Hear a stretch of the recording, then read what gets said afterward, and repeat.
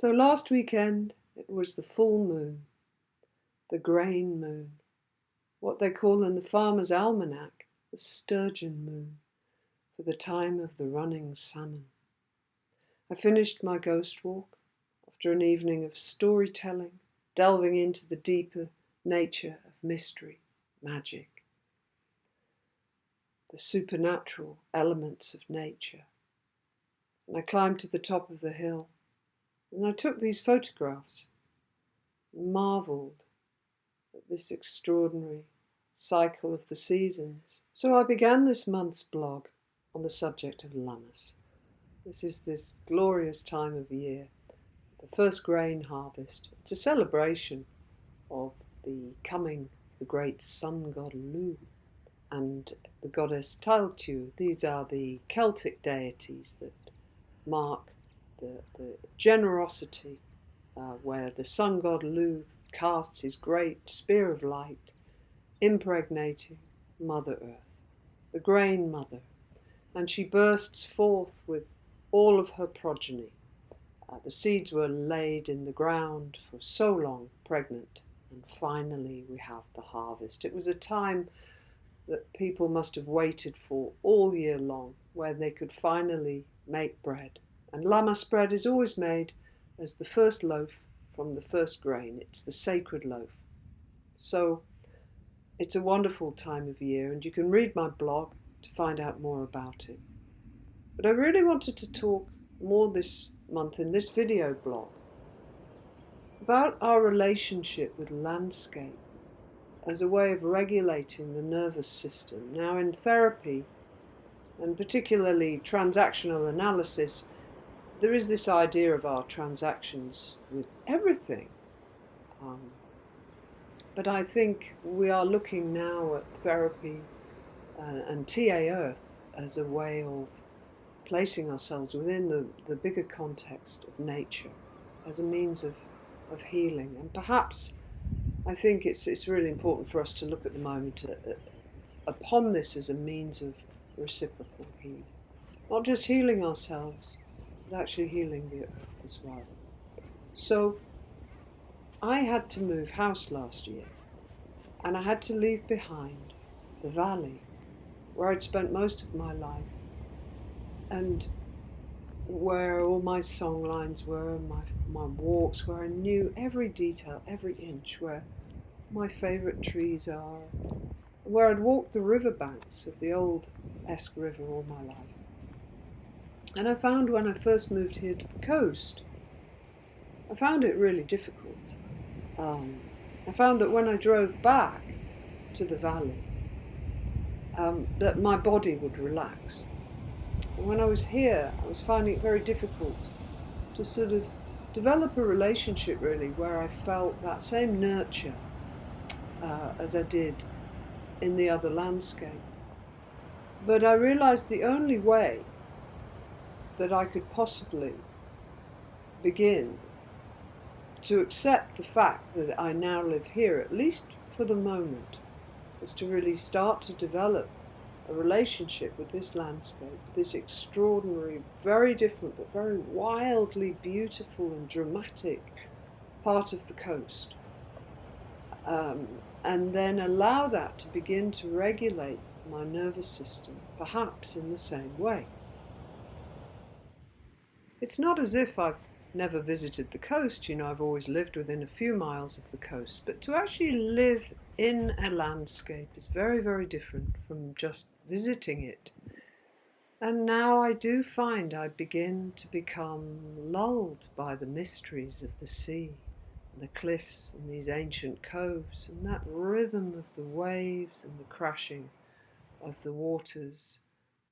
And as I'm walking, of course, I come across all sorts of flowers and plants, and I'm always amazed at the fragility and yet the strength of what will grow on these windswept cliff tops. And at this time of year, it's haresbell, and then it's yarrow, and they grow along the side of the cliff path where thousands and thousands of people walk. It's one of the great famous coastal paths of Britain. It's the Cleveland Way that runs past my village.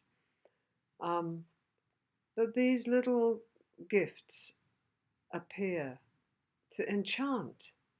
They make me smile. I find myself really cheered by them.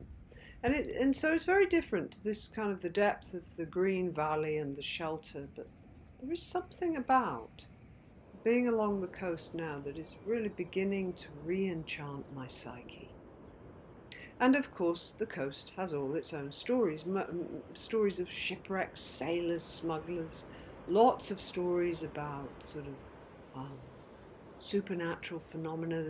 The relationship with the elemental forces of nature is much more profound, I think, when you're facing a very wild North Sea that's legendary for its storms and its fogs. And of course, the folklore along this coast is rich in tales of the merfolk. And I'd like to tell you a story from one of the places that I like to go to quite often now, which I find so awesome and so spectacular. I can just sit there like a speck while I view the oceanic realm, feel the wind, watch the seabirds, and allow myself to be re-dreamt and re-regulated by this new landscape. So I'm just making this little video before I rush off to work to do my ghost walk in Robin Hood's Bay, which I'm really loving at the moment. It's always about the group, it's always about the people who come, and so far this summer everyone has been absolutely fantastic. Seems to be quite a lot of old magic around still. Of course it's here, it's woven through the rock, it's in the song of the sea, it's in the stone, it's in the where, this old Norse word for the older people. So I'm standing here on the cliffs, facing north, towards the little village of Staithes, which is quite close by where I live now. And Staithes has got all sorts of old stories of smugglers, and particularly mermaids. And I love this place on the cliff. It takes me a little while to walk here from my house, but I think it's so powerful. And this old stone, this strange outcrop, there's nothing quite like it on this coast as far as I know. And I often wonder if it's just a strange old rocky outcrop of an ancient kingdom that local legend would claim used to exist along this part of the coast. A great citadel, thriving, prosperous, fishing and trading community.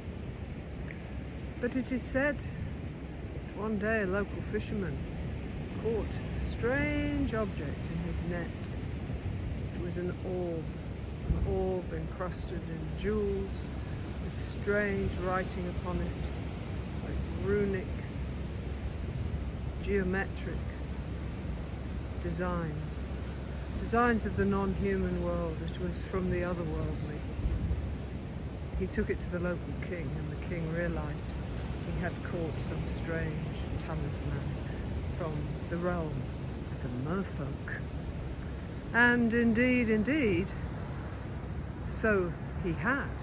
But the king jealously guarded the orb and would not show it to anybody. He polished it like a golem in his treasury and hid it away. But the Mer King was absolutely enraged. It was the most sacred talisman to those peoples of the deep water, the peoples of Neptune and the oceanic realms. And the Mer King, he said, if you don't return it, there will be a great storm, a storm that will tear your citadel from the cliffs, a flood that will come upon you and destroy your community. And the Earth King, the king of the land, the king of the citadel, refused to capitulate. He held on to this bejeweled orb. And so it was that inexplicably and without announcement, a great tempest broke out, and this coast was utterly ravaged. And that great citadel, that great old town that spread along these cliffs, along this coast, was torn and torn down and flooded and destroyed by the storm. And most of the people drowned. And it is said that every year here in the winter months you'll see people gathered on the cliffs, and they look down and they see whether they can spot the ghosts of the people of the old citadel as they search frantically for that orb. For there was an allowance made by the Mer King. He stated that if the ghosts of the people of the citadel could find the orb and return it to him, he would release them from this purgatory in the intermediate realms where they were bound to wander forever as wraiths and phantoms. And their souls would be set at peace. So every year we get 1 hour. 1 hour to search for the orb.